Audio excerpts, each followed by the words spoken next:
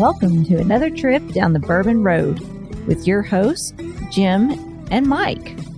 So grab a glass of your favorite bourbon and kick back. We would like to thank our friends at Premium Bar Products for sponsoring this episode. If you're ready to step up your game at your home bar, check out PremiumBarProducts.com to choose from their wide selection of glassware, all of which can be custom engraved with your personal message or logo. And there's no minimum order. So after the episode, head over to PremiumBarProducts.com and check out everything they have to offer. Now, let's get on with the show. Hey listeners, it's Big Chief from the Bourbon Road, and we are coming to you today from StreamYard online. We got a special guest on today, kind of near and dear to my heart, a distillery that I love, some whiskey that they're putting out there that I really, really love. We got Dr. Rob Arnold from TX Bourbon, Firestone and Robertson out of Fort Worth, Texas, my home state. Rob, welcome to the Bourbon Road. Yeah, thank you for having me. Now, you're the master distiller there. You've been there as the master distiller for a while, but you're actually from Louisville, Kentucky, the Cherokee Triangle, right over there by Cave Hill. So you know Louisville and bourbon really good then. Yeah, I grew up in Louisville. My mom's family's from Louisville. So my grandfather and all my uncles and my great uncles were actually in the bourbon industry. So most of them worked for Brown-Forman. My uncle ran an engineering firm there that helped to build distilleries. Actually kind of a cool full circle deal. Dave Pickerel was the consultant for us for TX back at the very beginning, back in 2011, 2012. And he was the master distiller for Maker's Mark, and then became kind of the consultant to a lot of us craft distilleries early on. But Dave's first job in the bourbon industry was with my uncle's engineering firm, helping to design and build distilleries. So, small industry. In hindsight, a lot of us have overlaps like that and fun stories and all, in some way, somebody that worked with someone in your family, and that's a cool part about Kentucky and about Louisville especially too. Well, that's some badass lineage right there. Dave Pickerel, like the godfather of craft distillery. And now the ties are all fitting together. The links are all fitting together.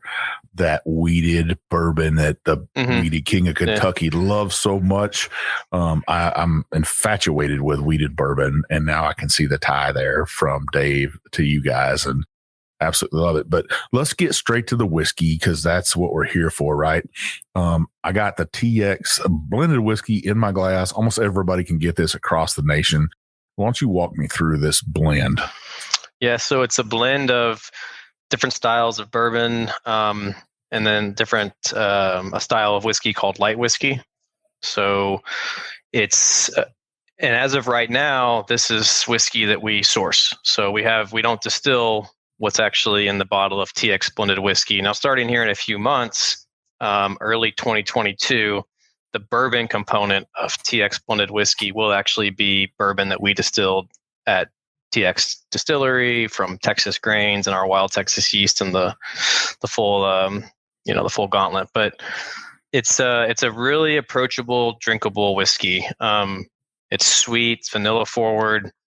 The finish is pretty light. It's not too heavy. It mixes very easily with a lot of different cocktails. And, it's a good, one way we describe it a lot is entry level type whiskey that can be a gateway into the category for a lot of people. At the same time, I still like to enjoy it, especially in regard to certain cocktails that it can play a role in that whiskey typically doesn't do a great job in. It's just kind of got very versatile nature to it. Now, our listeners are going to love this, because this is a great summer sipper. What's the price on this bottle? It depends what store you're in, but you can get it for around $30 plus or minus a couple dollars here and there. Just, if you go to a independent liquor store, it's a little higher than if you go to one of the big places, but it's not a super high price point, and it's a unique flavor. I mean, there really are few whiskeys in in my opinion, on the market that have this profile. Very prominent vanilla, very prominent sweet profile, very, very quiet oak to it. So it's not going to be very astringent. There's very, doesn't have that big bourbon bold oakiness that's great in bourbon and other styles of whiskeys, but we really tried to quiet it down in this blend. I'm actually getting vanilla ice cream on this with floral notes. It is super beautiful. Like I say, cheers. Let me taste this sucker. A little bit of water opens it up. You get some more fruits, some chocolate notes coming out of it. But it's kind of the beauty of it. It's not super complex. There's not a ton going on, and it's okay in your profile of whiskeys, and to have these very sippable, drinkable, not meant to be taken too seriously, meant to be enjoyed and shared and by a lot of people,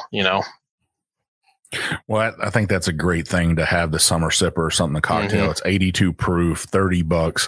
I think you can get a little bit cheaper than that Total Wine. Yeah. Probably because they're buying in such bulk of it. Great little whiskey to sip. Yeah. Like it's a summer sipper is a good way to put it. And you put it with some ginger ale or Sprite or carbon, soda water. I mean, it's a nice whiskey. For drinks like that, especially. So let's talk about how did TX whiskey get started? Well, it's founded officially in 2010 by our two original proprietors, Leonard Firestone and Troy Robertson, and they were here in Fort Worth. Had kind of already led successful business lives. Leonard was in broadcasting, and Troy was in oil and gas. But they wanted to try to shift into this new world of what back then was new of craft whiskey. Tito's vodka is obviously massive, and it was massive back then, but especially here in Texas. And, they saw that and they wondered, like a lot of us did, okay, well, what about Texas whiskey? Texans drink a lot of whiskey. They drink a lot of Crown Royal down here, actually. That's a Canadian whiskey. Nothing wrong with that necessarily, but Texans are very proud of their state and proud of where they come from, and they reasoned that if we could make Texas, some Texas whiskeys, then why wouldn't Texans and people beyond Texas drink that? And so we spent a couple of years, I guess probably about a year or so, they were going about this path separately, and then they were introduced to each other coincidentally. Or I guess they were made aware of what the other one was doing coincidentally through Dan Garrison at Garrison Brothers, a couple hours south of us outside of Austin. Now they already knew each other, Leonard and Troy, but they didn't know that they were both trying to start a whiskey distillery in Fort Worth. And so when Dan Garrison told Troy, like, hey, there's this other guy in Fort Worth trying to open a distillery too. And he's like, it's Leonard Firestone. And so Troy called up Leonard and said, I heard you want to get into the whiskey business. And Leonard was obviously shocked because he had told no one besides his wife what he was working on, but they went and had lunch. Basically the company was formed during that lunch, and they went about the process of, the business plan, raising money, finding a site, equipment, the whole deal. I was in grad school at the University of Texas Medical Center in Dallas doing a PhD in biochemistry. But during the first year of my degree, I started homebrewing and then messed around with home distillation. Realized that a lot of the science I was trained on and learning could be applied to making whiskey. And then I learned more about my family's background in the industry, and I was just enamored by the whole thing. And so I had this idea, okay, well, I'm going to stay in grad school, and this is 2009. I'm going to stay in grad school, but I'm going to open my own distillery on the side, which would never have worked, but I didn't know any better. I was 24 at the time, 23.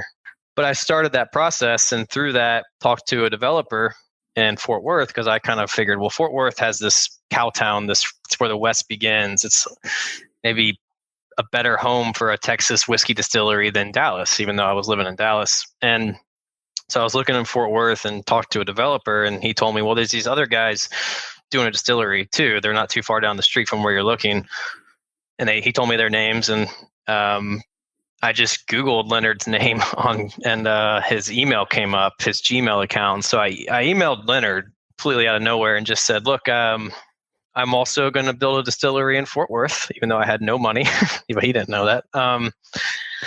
But I guess I did. I kind of gave him this pitch. I was like, I'm trying to raise money, and I'm a 22, 23-year-old scientist. I don't know anything about business. And how about we meet up just to talk? And if you give me a little bit of advice on how to do the business side of things, I'll give you some advice on how to do the whiskey making side of things. I guess I made an assumption that they didn't have that they weren't distillers, and maybe that they would want to have that conversation. But ultimately what that led to was us having a conversation, and the three of us realizing, well, we kind of all have very similar aspirations for what Texas whiskey could be and how we want to make Texas whiskey.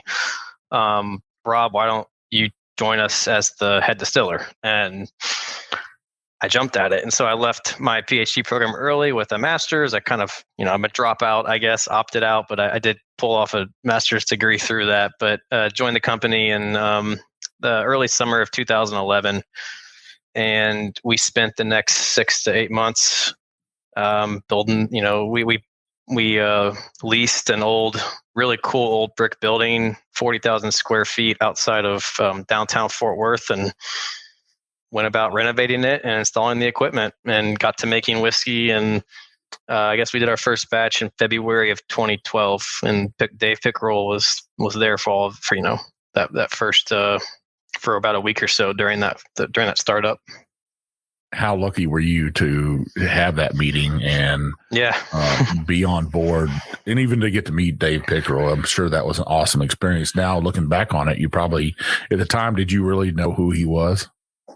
I actually, I probably didn't realize to the extent, especially when, he was working with us. I think we were like maybe his second or third client. I think Garrison Brothers might have been his first. Either way, it was early on. He hadn't become the Johnny Appleseed of craft whiskey, I think is what he's been, the moniker that's been given to him, because that's truly what he was. But back then it was all still pretty new. But I knew he was the former Maker's Mark master distiller. And I talked to my uncle and talked to Dave. I was like, hey, his name is Rick Panther. And I was like, hey, my uncle is Rick Panther. And Dave was like, no shit.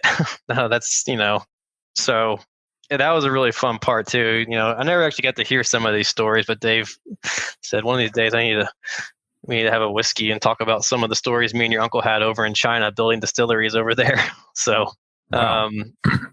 Too bad I didn't get to have the conversation, but it was a really fun experience. And, it was the early days of craft whiskey, and there was just this amazing amount of freedom and when it came to what we were supposed to do. There was so little charted at that point as to what this craft whiskey movement was going to look like. And it was fun to be a part of that from early on. I think the whole story to me is just awesome. How, 3 different guys wanted to start a distillery, and all you got really came together to make a distillery in, listeners, if you haven't been to Fort Worth, Texas, and seen a cattle drive come down through there, you can still go to a rodeo pretty much any night of the week there, eat some great steak. It's just an awesome experience, great food there, and go to a distillery. I mean, why not? Why not go and visit Fort Worth, Texas, and get some of the whiskey? So let's talk about your first bourbon, which is the TX Texas Straight Bourbon Whiskey, 90 proof. Let's walk me through that. I got it at my glass, but then sit down a bit blended whiskey. That we started distilling that in February 2012. The genesis for it really started when hands-on work actually started basically the day I joined TX and left school, which was the summer of 2011. Because my first job with the distillery was to go on a wild yeast hunt, and because we wanted to have a wild proprietary strain of Texas yeast. If you go to any of the big, the Kentucky heritage distilleries, almost all of them will talk about their proprietary yeast strains that their founders isolated decades ago before Prohibition, sometimes even. And that's not marketing. That's true. And a big reason that they all have proprietary strains was that when those distilleries were getting started, there was no such thing as a commercial yeast supplier, and they didn't have, this wasn't, this was uncharted, territory back when a lot of those guys were getting going, and you didn't have a ton of, maybe a brewery wasn't close to you to go borrow their brewer's yeast. So if you wanted to make whiskey, you had to know how to isolate wild yeast from the environment. You had to know how to make yeast. That's what they used to call master distillers, and yeast makers. I mean, that's how critical it was to the job. And so it's what it leads to, though, is every yeast strain can produce different flavors. And so by not using commercial strains, and there's really not that many, especially, there's not a ton of choices of commercial yeast, much less is there much diversity within what's available. So if you go out and isolate your own from the wild, you really can find something unique that lends house flavors, distinctiveness to your product. And so Troy and Leonard, it really was during my interview, or what was more of a conversation at the time, but looking back on it now, it was kind of an interview, was, we want to isolate wild yeast from the environment. Can you do that? And at that point, I was like, I want to join these guys. So I want this job. And so I was like, wow. Inside, I was like, I'm not really sure, but I told them, I was like, yeah, I can do that. No problem. That's easy. I didn't really know, but my background in school at that point was isolating marine bacteria from ocean sediment. I figured it couldn't be that different to isolate wild yeast to make whiskey. It actually isn't that different. So a lot of the techniques overlap, but that's what I spent the first, I guess it was like 4 to 6 months, was trying to find a wild Texas yeast. And we eventually did find one. And it was on this ranch in Glen Rose, Texas, that's only 45 minutes or so southwest of us. And I was down at the ranch because it was owned by a friend of the company, and he had some copper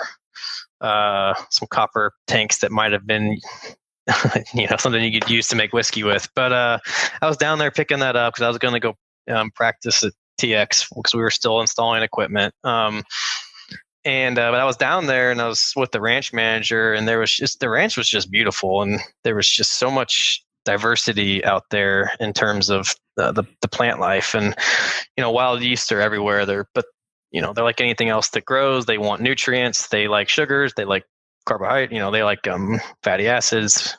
They like proteins.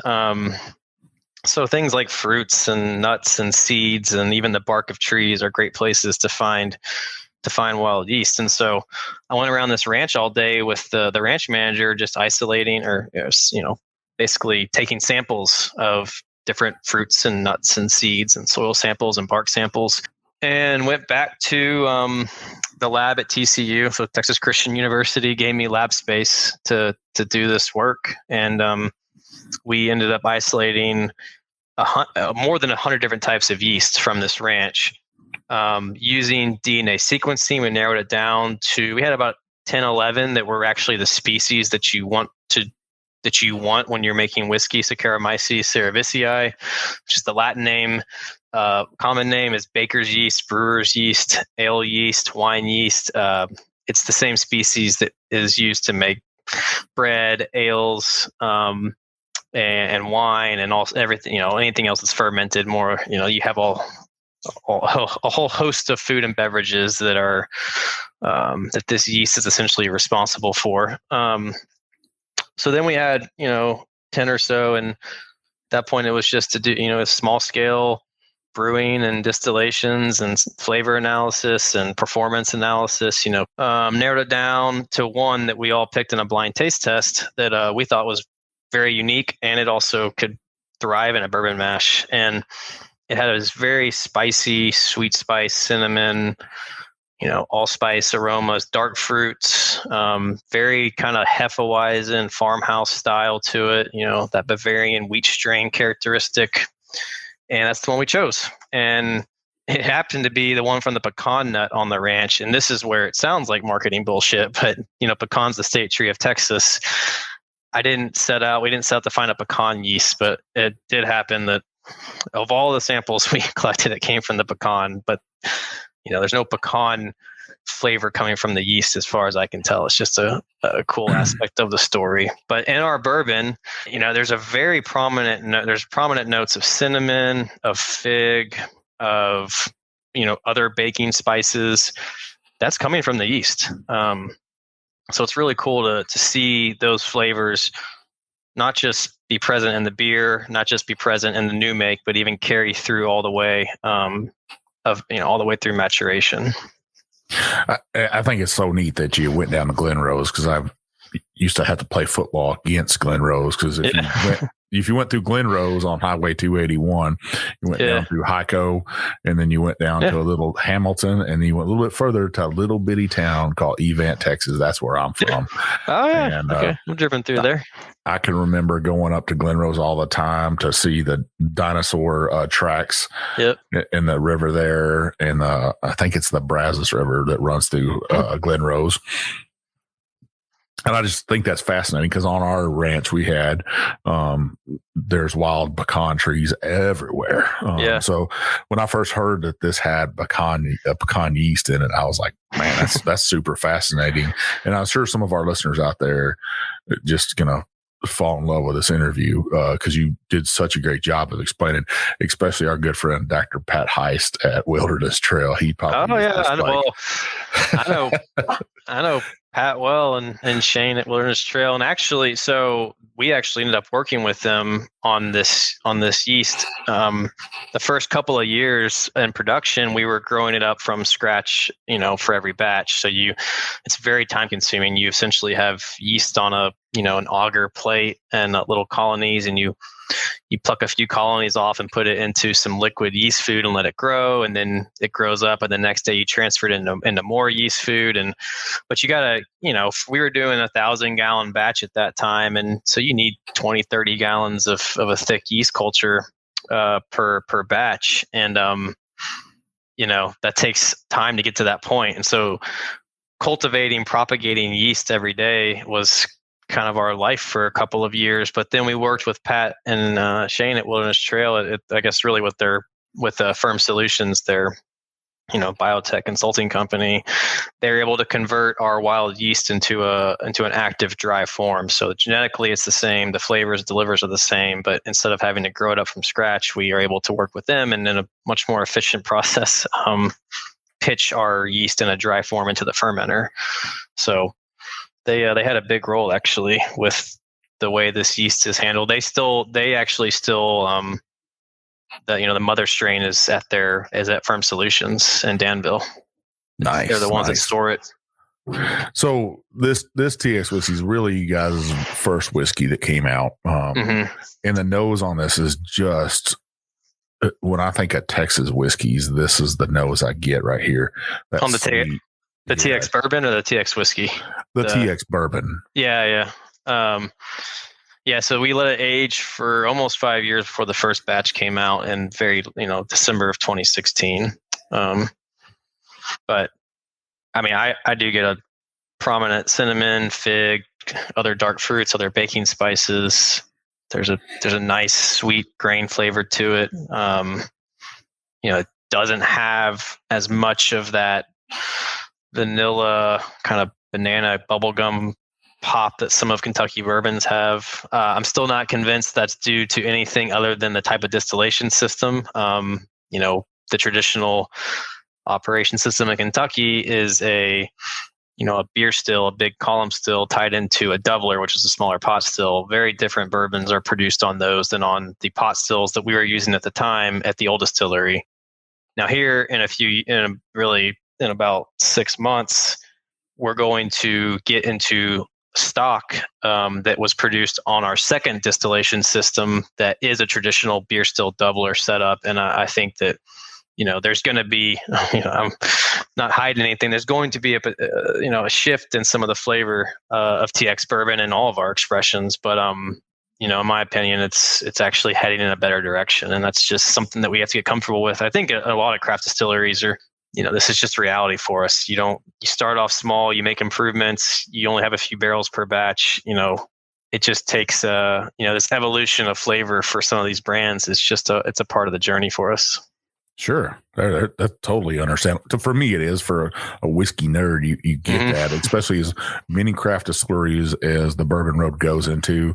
And I learn every time we talk to somebody, and you can kind of see the evolution of craft distilleries and how they've kind of grown and their journey through making whiskey and stuff. And heck, I fell in love with you guys.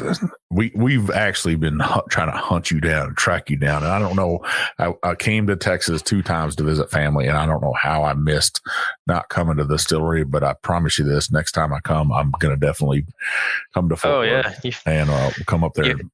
You have bring the big chief there. Yeah, it'd be fun.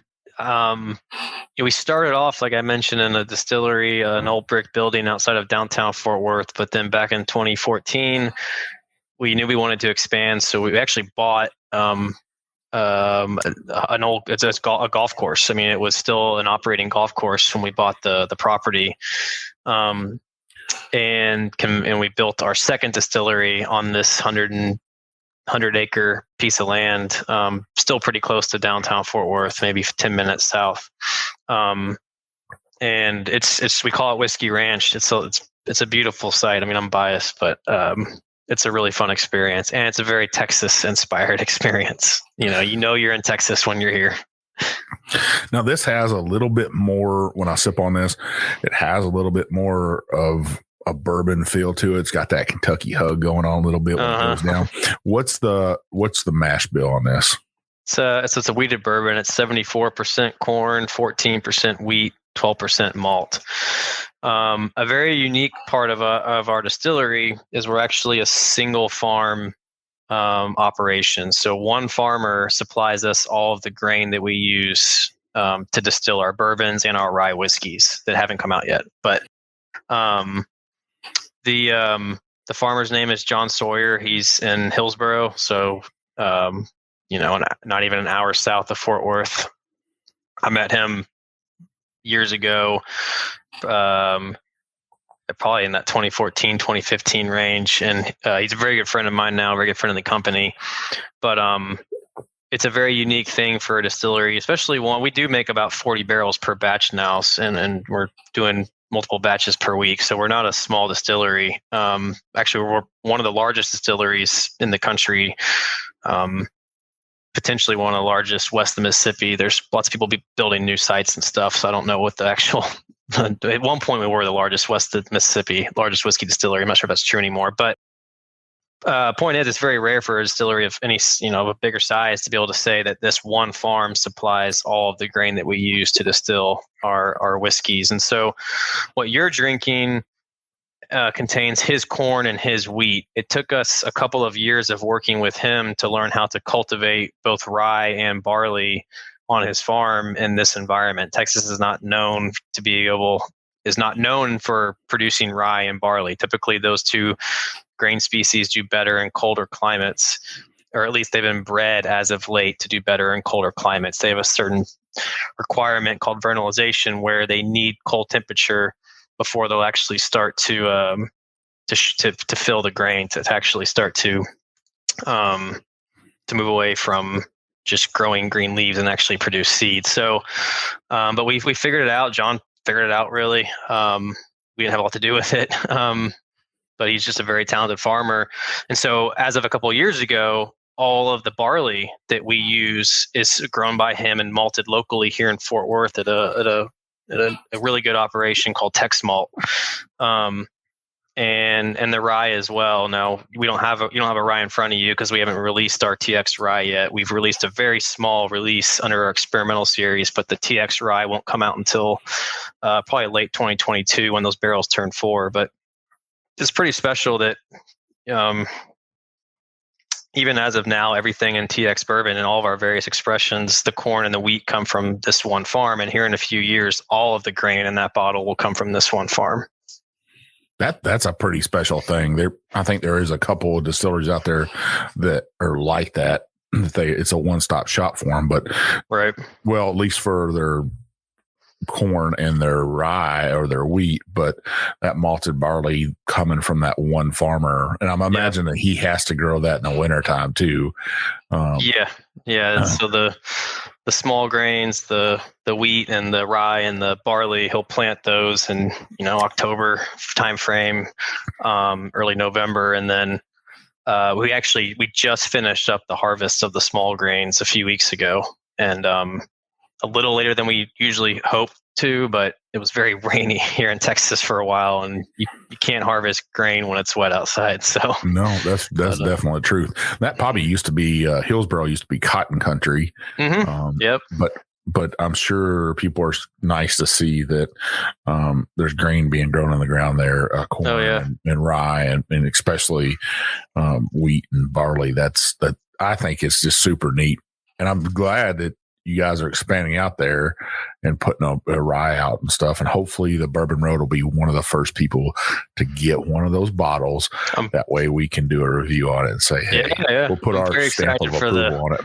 I'm very excited for the rye. The small release that we did, which wasn't actually using John's rye, because it was early on when we were just trying to not nail down a mash bill, but I really like our rye whiskey that we produce here. So that'll be a really fun release when we get to that point. We do really, I mean, working with John early on kind of set in motion a lot of things for me personally too, as a whiskey maker, and kind of the journey I've gone on.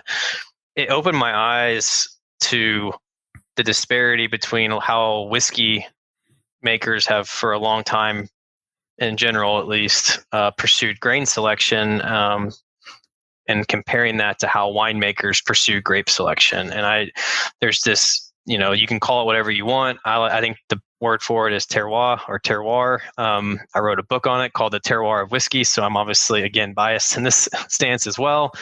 But the point is that where that grain comes from, what variety you use and how that variety thrives in the environment that it's grown in, and what kind of agronomic techniques you're using to cultivate that grain. Those things impact the flavor of the whiskey. To what extent, that's probably never going to be decided on. It's not even figured out in wine, because you can't really figure that out. It's not a science at that point. You move away from science. We do know what flavor compounds are impacted by terroir, by the environment of the farm and the variety of grain you grow. These are meaningful ways to kind of shift the flavor profile of your whiskeys in whatever way you want.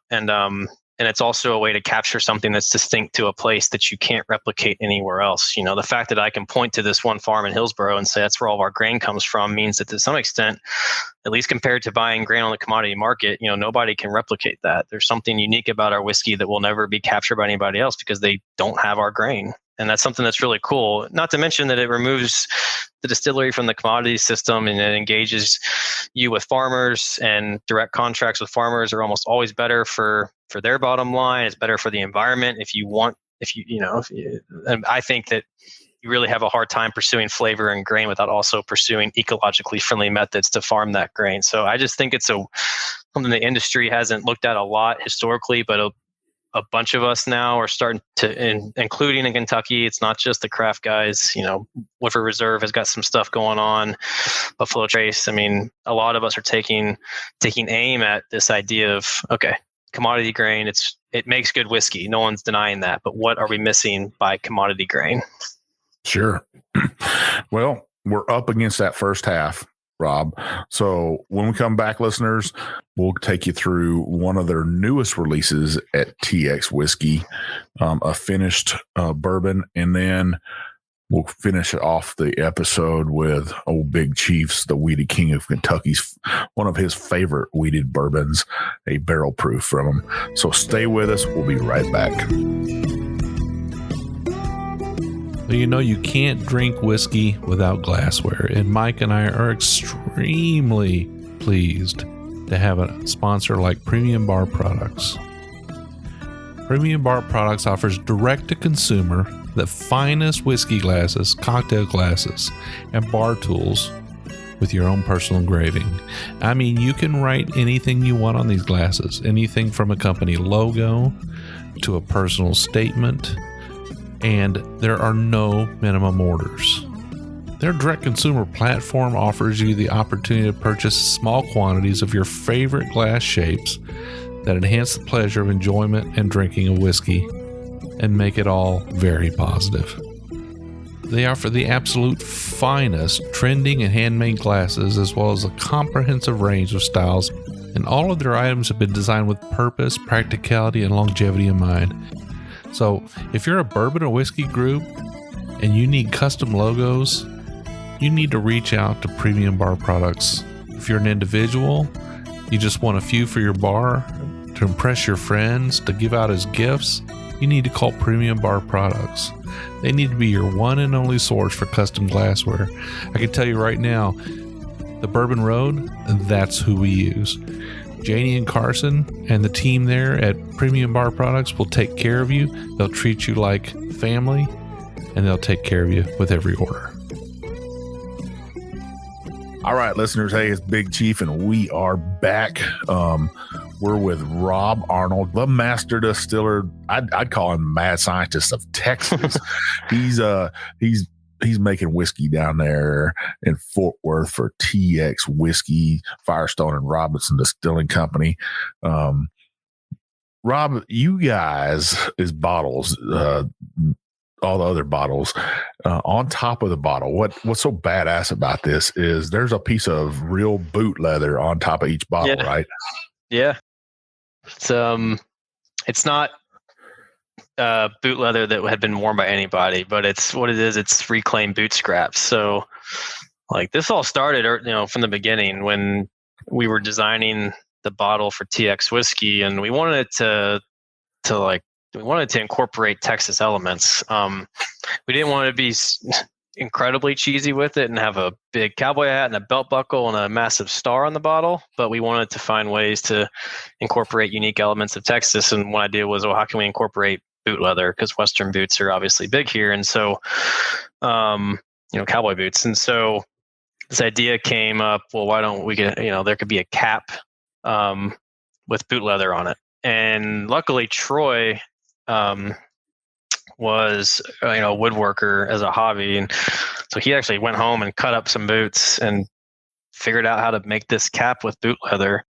So that was great, but then it was like, well, how do we make a lot of them, and how do we get the boot leather to do it? We can't just cut up boots for the rest of our existence. And so we reached out to a lot of the boot makers here in Fort Worth, because this is where you've got some really neat boutique boot really artisan style boot makers here. ML Letty's was one that we worked with early on, but we have Justin Boot is based here, and some other big boot makers. So reached out to them. Happens to be when you make a pair of boots, there's leftover parts. They call them boot scraps, and that can be used to make belts or wallets, or it's just trashed. So we essentially took those boot scraps, traded. Back then we were trading whiskey for boot scraps, and that's where all the leather came from. So it was fun because it was all unique. It was all different. There could be ostrich. There could be, it could be full quill. It might not be. It could be red. It could be orange. It could be purple. It could be brown, typical cowhide. It could be anything. We had stingray. We had, what else do we have? I don't know. I mean, python, or not python, but some kind of snake, I guess, whatever kind of snake they use. But, it was crazy, and everyone's unique, and so it became this really fun aspect of the bottle, because people would go to the store to buy it, but they would also try to figure out, well, what cap do I want to get? And so they would pull bottles off the shelf, and the liquor stores hated us for a while because there was people were messing up the shelves looking for the right cap. And here in Fort Worth, everybody wanted purple for TCU, but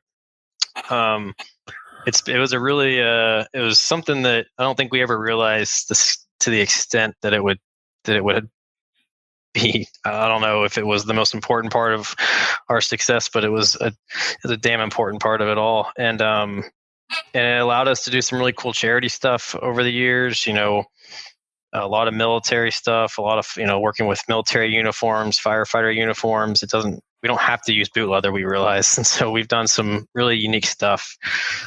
Everything from tennis balls to baseballs for sporting and stuff. I mean, it's and it's a craft. Like, I can't make them. It's like early on, it was me and Troy and Leonard making them, but quickly we hired a bottling team, and I mean, I'm sitting across the way from where they are right now making caps probably. So our bottling team doubles as our cap making team, and if you come in, you can see. I mean, it's not an automated process. There's no machines doing it, and it's not easy. You need someone there that knows how to make these caps to really pull it off correctly. So it's been it's an integral part of our distillery. Well, all the bottles I got, each has a different cap on it, and I love them. And I still, every time I throw a bottle out, I'll pull the cap off a bottle and I throw it in a basket. And you couldn't save all the bottles, but I always save the caps, kind of like my wife saves wine corks. So I'm always excited to see all these. And one of these days, I'll do some project with all of them, I guess. I don't know what I'll do with them. But let's get to the whiskey on the second half. In my glass right now, I have your sherry finished TX Texas Straight Bourbon whiskey. Run me through this right here. Yeah, so this is our base TX bourbon, that is same wild yeast strain, corn and wheat that comes from Sawyer Farms, and all of our bourbon by law is obviously aged in new charred oak barrels. We use American oak like most bourbon producers do. The barrel, what you're tasting, would have come from a three char barrel, and we let it age for 4 years, and then we transfer it into sherry casks. So what we used were Pedro Jimenez sherry casks. So it's a very sweet version of sherry, molasses, and you have a lot of that sugary flavor. You have deep, dark fruit flavors. The sherry casks were American oak. They had been aging sherry for about 20 years by the time they were emptied and sent to us. And then we let it age in the sherry cask for about 8-9 months, and then bottled it. So it's got the base flavors of TX bourbon, but it's just layered on with some of that really nice molasses and sweetness, and the super. There's some of those fruit flavors are just very intense. It tastes like sherry, and sherry's delicious. So yeah, the juice inside the bottle is double in color of what your TX bourbon is. Now this bottle is 101.6 proof. What's this run for in the store? I think that one's closer to 60 or 65. A little harder to get outside of Texas as of now, but we're making more of it. We're making more, a bigger batch for this upcoming year, and over time it will definitely trickle out to other markets besides just Texas. It did pick up double gold in San Francisco this year, along with the port finish that is the other expression that we released in the finishing series this past year. It's a fun whiskey to drink, and did very well with Whiskey Advocate and their ratings. So it's been I honestly, like, for the first couple of years, really for most of the TX's history, we really only had the blend and then the bourbon, and that was it. We had 2 expressions.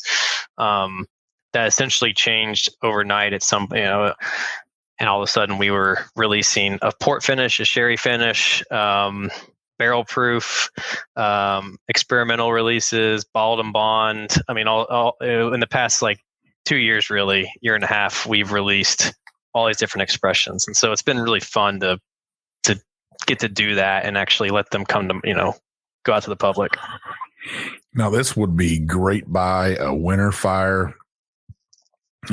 It drinks a lot hotter than 101.6, and maybe that's that sherry coming in very spicy,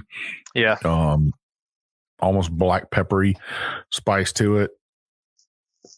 Maybe I'd say a little bit of jalapeno, a sweeter jalapeno, I guess. It just is very rich, very viscous, very good. I'm not saying it's not a good finished bourbon. It just needs to be sipped on in the wintertime. I'm surprised at how it drinks about, I'd say, a 110-ish, somewhere in there, which is good to me. If you like those higher proof whiskeys, this is going to be right up your alley. If you like something like that, I think it's a beautiful expression of whiskey. And you don't find that many wheated bourbons that are finished out there. Yeah, that's actually, I've never thought about that, but yeah, you're right. This would be a go-to for me for finished bourbons now, because I'm such a wheat nut. Those sweeter notes, I think, even though it's a sherry, or maybe coming from that wheat Well, You that know, that in this the same mellow, the wheat can. I mean, if you're looking at wheat versus rye, rye is higher in the precursors that lead to a lot of those spicy, not like black pepper spice, but cinnamon, allspice, clove, those very pronounced sweet baking spices. And wheat is going to lead to less of that and to a more mellow flavor, and that definitely can shine through. And with finished whiskey, that's always about can you layer on what you want without covering up the things you liked in the base expression. And sometimes that works, sometimes it doesn't. I like the way that these our barrel finishes are still allowing the core profile of TX bourbon to shine through, that cinnamon, fig, the sweetness, some of the grain flavors, the sweet grain flavors. But and then it's not covered up by the finish as much as, to the extent that you can't recognize them anymore. Now, you mentioned the port finish. We have a bottle of that. We're going to save that back, and we're going to review this bad boy right here. This is a tawny port cask, and I can't wait to do a review on it. So listeners, make sure you're looking for that review on this. And those are probably pretty hard to pick up. So if you're down in Texas, you may want to look for that review to see if it's worth your while to grab one of these. If you're out there at the distillery visiting, look at that review we're going to release, and we'll be fair to you. So the next bourbon you got for us, a lot of people know this. We did review this and gave you one hell of a review. It's one of my favorites. It's your barrel proof. This one is 127.2. I think the old one I had was 131 something. Yeah, so the proof will change based on the batch that we're working, that we release. The barrel proof was always the way for years that I would drink our bourbon. I would go sample a barrel and take that home for the weekend. And I pushed for a long time that we need to release our bourbon at barrel proof. I felt that while the 90 proof expression, especially in the past couple of years, has really come into its own, I always felt like at 90 proof early on, we lost so much of what was special at the higher proof. And finally I got the green light to do it. And we've been, I don't know, just it's been a great experience, because it's finally the bourbon out there the way that I have drank it from basically day one. And you still get the same base, those same notes of cinnamon and allspice and fig and all that, but it's brown sugar and caramel, but it's just amped up. And I do think, and I think you agree, so it's not just me saying it, that it's a very drinkable, high proof bourbon. Well, I put this bottle in my top 5 of weeded bourbons out there. And that's high praise right there. Yeah, it is. I like that. Right up there with a Weller 12, to me, a Wilderness Trails, some of their stuff they have. If you can get it high proof, like 110 or something, one of their bottles, your guys' bottle comes to mind. New Legends 115 is one of my favorite ones. Yeah. So right up there with those other weeded bourbons out there, this is one of my favorite ones. And me and you talked at length beforehand in the break about weeded bourbons and my love for them and stuff. And listeners out there, how much I love those. Everybody kind of makes fun of me for them, but hey, to each their own. You guys keep drinking that rye bourbon, and I'll keep drinking my weeded bourbon. It just leaves more for me. And more people are getting on the train. They're getting on the Big Chief train and learning that they got to make weeded bourbon. So I say cheers. Yeah, I'm gonna sip on some of this. So Rob, what do we got to expect from TX bourbon in the future?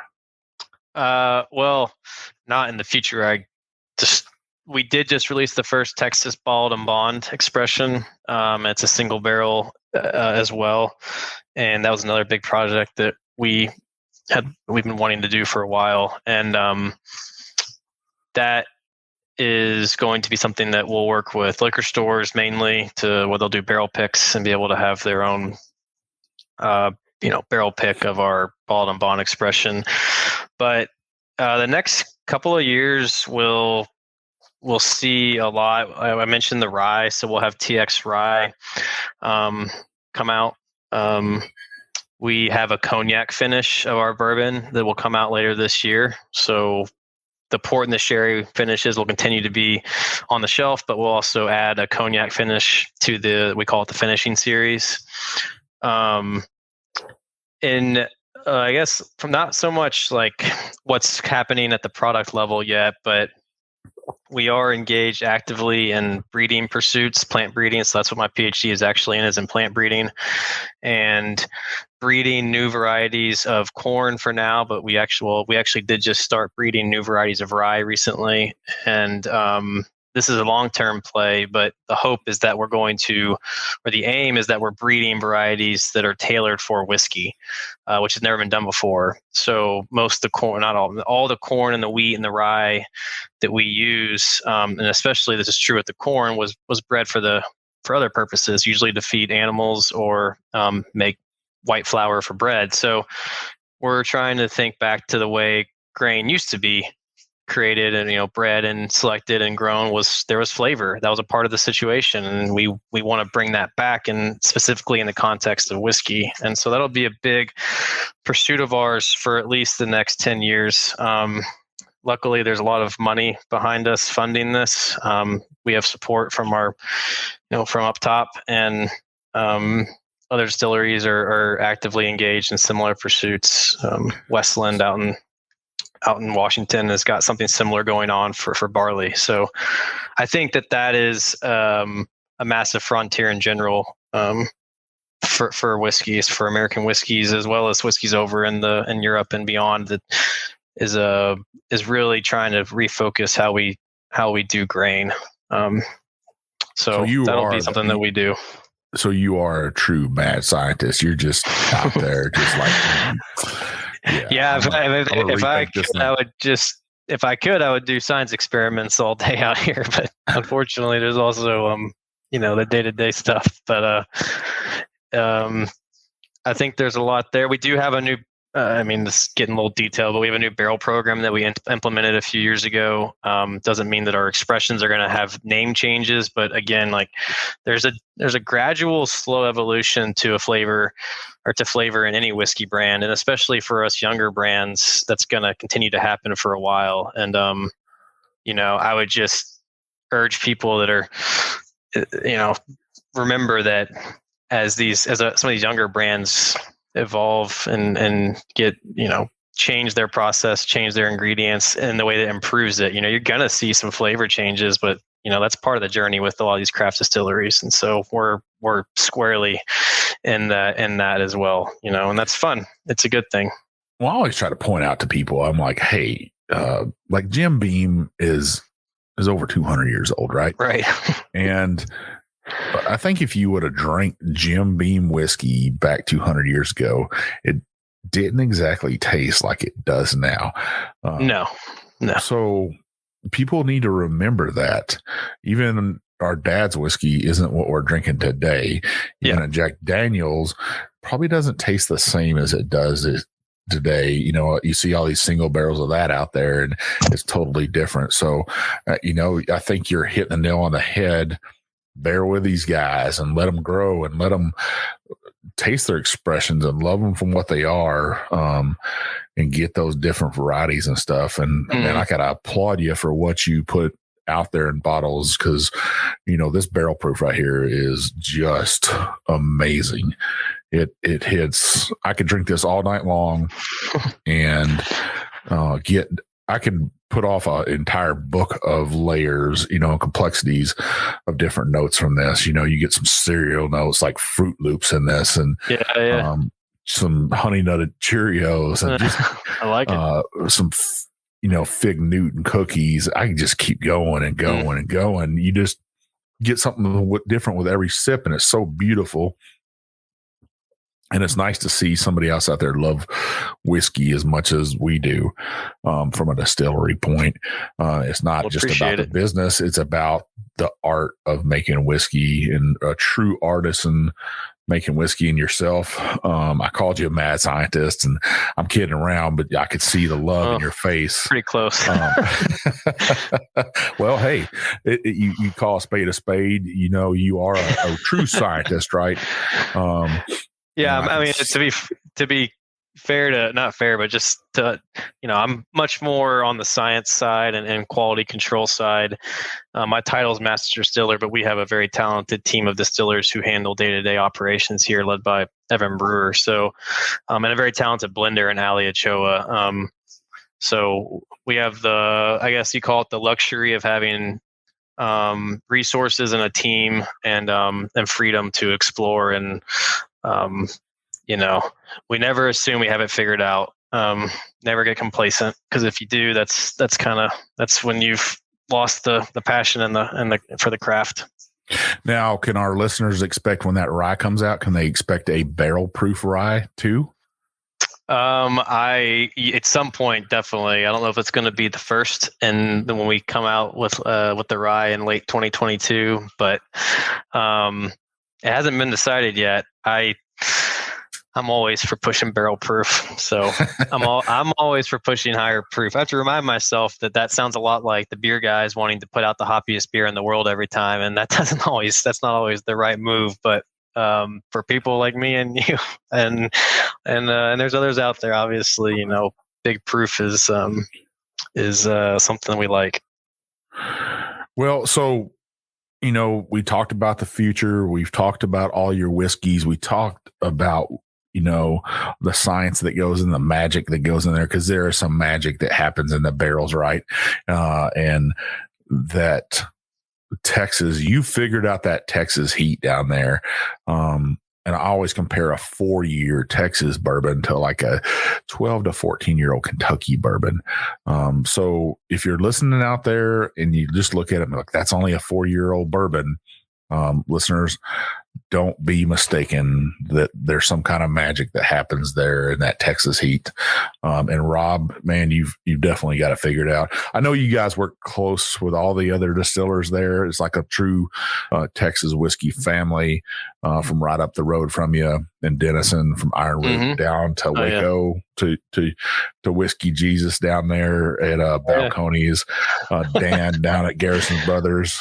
You guys got the basics covered there in Texas, and you guys have figured it out, and you've kind of roped that Texas heat and got it tamed down a little bit. So I got to applaud you for that. Where can our listeners find you guys on social media? So on Instagram, it's at TX Whiskey. Same on Twitter and Facebook, and I'm at TX Distiller. If you want to follow mine's a little more geeky and sciencey, but and not so many cocktail shots, but not a knock on our Instagram or anything, but it's just a different kind of approach, but and if you go on our website, you can, which is frdistilling.com, because somebody else owns txwhiskey.com and they want a stupid amount of money for it, but right now, so we're still frdistilling.com, which is a throwback to the original distillery name, Firestone and Robertson Distilling. But you can look up where we're located and what states carry us and where we are in those states. Now, is your distillery open for tours at this time? We're open for events right now. It's like tonight, actually, we have the release of I'm sorry, but it's a high rye bourbon. But we're releasing a high rye bourbon, which is really the base. It's the bourbon that goes into the blend. This is one that we distilled, but we're releasing it as a straight bourbon, not as a component in a blend. And so we're doing events. We're releasing that tonight. And tours should be happening here in the next couple of months. And what does a tour cost? Cost anything, or what would it cost? It does. I think it's $10-15. You get to do a tasting after our mix. We've got he hates when I call him a mixologist, but we have an on-staff mixologist, bar manager that will make cocktails for you, and you get to taste those too. He's a whiskey slinger. Tell him that from now on. Say, Big Chief said you're a whiskey slinger that night. There you go. I like that. I'll call him that. So they come in and do a tour. What about military discount? Do you guys offer a military discount there? It's a good question. I'm sure if we don't, we will. With that question especially, but I'm sure if we don't, you can get one. But if you're military, and you can hold me to that. So if you call up their email and they tell you no, tell them that they need the email, or call Rob and that they need to enforce that. So I'll double check on that for you. We appreciate that, Rob. Rob, thank you so much for coming on the Bourbon Road. We appreciate your time. We know you're busy there.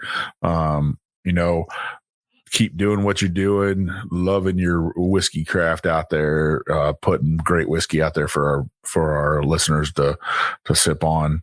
And thanks so much, man. No, thank you for having me, Big Chief, and enjoy the crisp, cooler Kentucky night, because we sure as hell don't get those in Texas this time of the year. I think it's supposed to be like 65 here tonight, so it's supposed to be nice and beautiful. Time for a fire down by the creek. Yeah, that sounds great. So listeners, we do 2 shows a week. We do a whiskey review on Mondays, where we kind of pick apart a craft distillery's whiskey. Sometimes we'll throw in there a big boy. Check out those reviews. We'll post them on our website. And then we do a long episode, usually about an hour long, with great guests like Rob Arnold from TX Whiskey. And check those out. If you got that commute to work, it takes you 30 minutes to get to work. Play first half on the drive in. We'll get you home, all the way home for that other 30 minutes. Check out those episodes. We are a veteran-owned and operated podcast. Both me and Jim are veterans, so we appreciate your love. Keep listening to us. We want you to scroll up to the top of whatever app you're on listening to us and hit that subscribe button. Then scroll on down and give us that 5-star review, because you do not want Big Chief's alternate ego coming out. The big bad booty daddy of bourbon. You don't want me to come find you and make you give me that 5-star. So give me that 5-star review. You want to. You can find us on Instagram, TikTok, Twitter, Facebook. Heck, I don't even know what else is out there. Find us on all those. We have a private Facebook group called the Bourbon Roadies. We are 2,100 people strong. 3 things to get into that group. Are you 21? Do you like bourbon? Hell yes, you like bourbon, or you wouldn't be listening to my big ass. Come on, you like bourbon. And do you agree to play nice? Because we don't tolerate any rudeness. As the great Texas Ranger McCall said on Lonesome Dove, we don't tolerate any rudeness. If somebody wants to drink from the bottom of the shelf all the way to the top, we want them to be able to post those bottles and stuff. That's what we do. We don't do politics. We don't do religion. We don't do social issues in our Facebook group. We celebrate life. We celebrate whiskey. That's what we want you to do with us. Put your birthdays up there. Put your deaths of your family up there and celebrate their lives. Share a pour with us. We do great giveaways on there. You will find people in there from all the way from master distillers like Rob Arnold, all the way down there to your brand new whiskey enthusiasts. So come on in and join us. We'd love for you to be part of our family. We have a great website, thebourbonroad.com, where you can pick up our gear, the Bourbon Bullshitter t-shirt. Everybody needs one of those, right? To wear into Distillery, and they'll be like, where are you from? You can say, hey, this is the Bourbon Road right there. We also have a Bourbon Road t-shirt that you can grab, or one of our Glencairns that I'm drinking out of right now from our great sponsor, Distillery Products. You can pick those up on there, or one of our ball caps. You can also read my blogs on there that I write. It's not necessarily about the episode that day, just my thoughts on whiskey at the time.